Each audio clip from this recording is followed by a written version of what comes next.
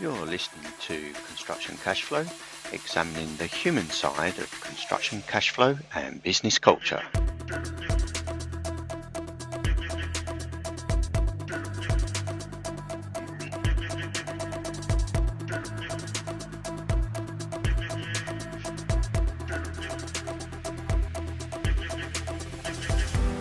My deepest impact is helping people build community or be a citizen of a community.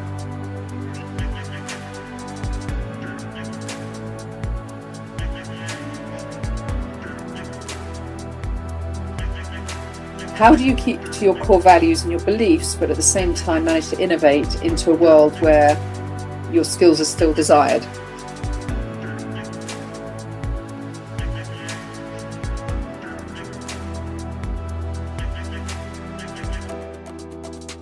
That's why I'm really keen to have this interview now, because there are so many people that are potentially going into fear in the middle of it, coming out of it, and if I can pass any thoughts on how we recovered. In this episode, it's a real pleasure to introduce you to Penny Power OBE. Penny founded the E-Academy long before Facebook and LinkedIn were ever thought of. Penny is a renowned speaker, an expert on business and business community. Penny is also the author of Business is Personal and more recently the BIP 100 Club. It's a community for business experts. So without further ado, I'd love to introduce you to Penny Power OBE.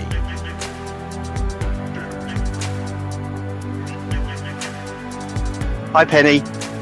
Hello Stu, lovely to see you. And you, yeah, thanks so much for coming on. It's a real pleasure to have you on today, and I'm sure the listeners will really want to know your story, where you got to where you are now, and the ups and downs, the hardships, the triumphs, and that you've been through. And I know you've written a book, and you were the first you developed the E-Academy, and lots of successes. But let's hear it from you. What's your story? How you got to where you are now, and what you see for the future?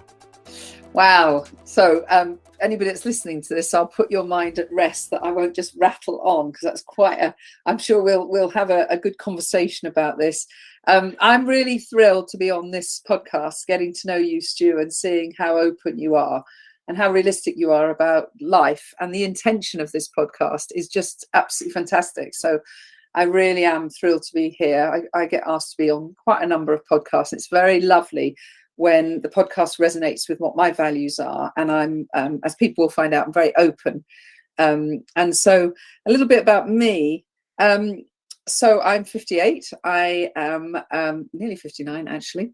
I'm actually a leap year baby, born on the 29th of February, 64, and 3 children, 3 adult children, all got their own businesses now, and happily married for 32 years.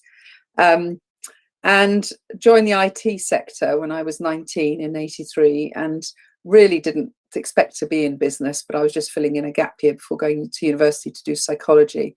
And I stayed because the tech industry in 83, anybody who's around our age will remember it was a real boom time when everything was going from mainframe and terminals onto the desktop, and the explosion of software. And then in 1998, so was I then nearly 34, I came up with this idea of, wouldn't it be amazing if the internet served us in more ways than just e-commerce and e-procurement?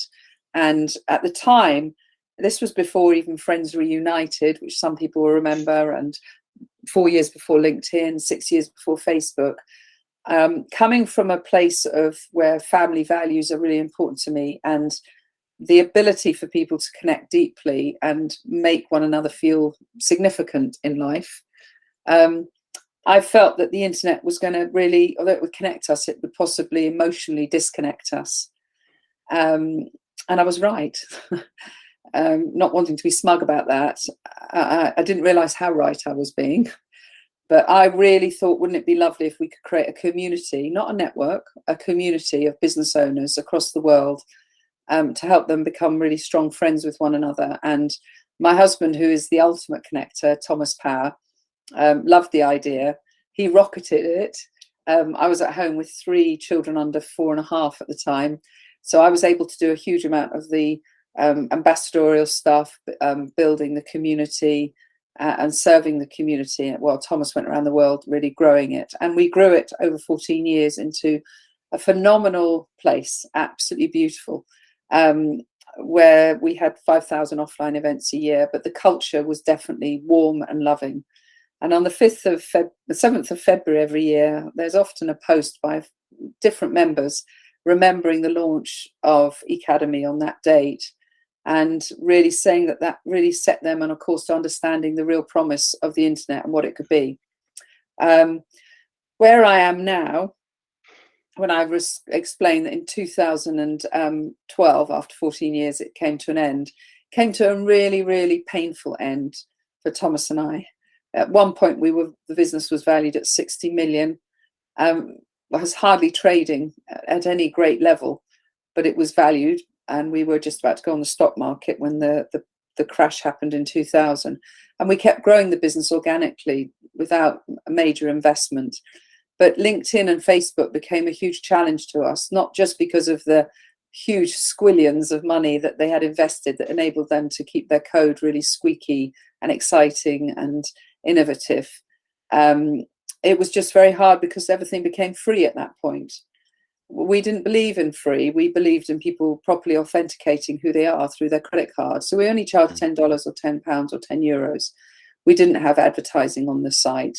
But the world really was starting to go across to broadcast, social media, and it was starting to disconnect. And the effort of being a friend to somebody else started to become irrelevant to a lot of people. And it just became untenable for us to keep the culture and the belief systems that we had going to a point where we could maintain the business in the way that we believed in.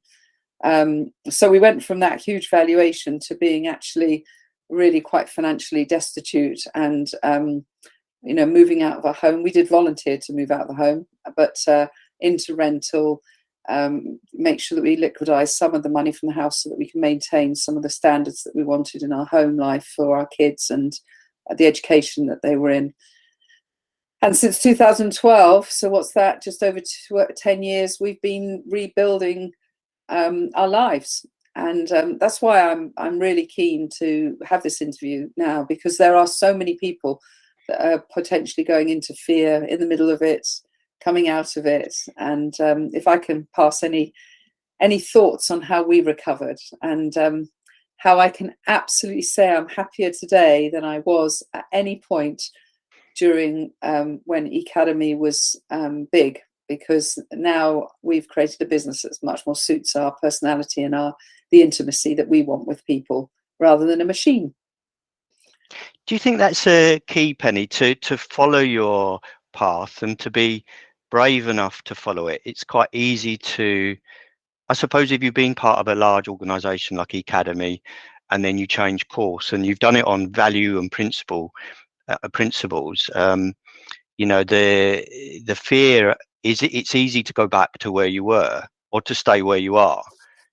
I can't say that we were courageous at the time because it was a forced situation.